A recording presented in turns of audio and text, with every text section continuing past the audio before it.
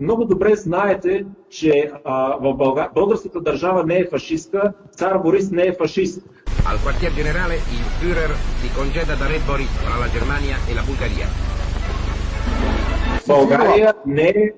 България нито е фашистка държава, нито има фашистско управление, нито има българският цар Борис не е фашист, така че тези етикети, които слагате върху България, това е голям проблем и трябва да бъде преодоляно. Но целият български народ вижда днес да се осъществяват неговите идеали за създаването на една мощна и обединена България от Дунав до Бяло море и от Охрид до Черно море.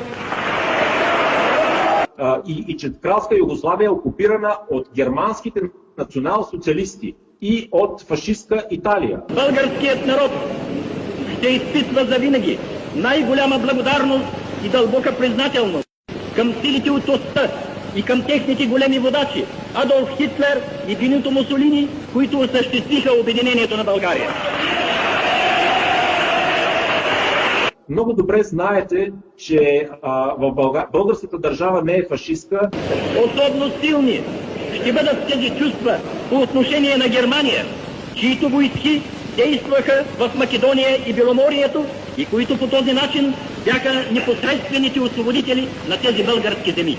Цар Борис не е фашист. Който можа да осъществи обединението на България, за негово величество царя освободителя Борис III, ура!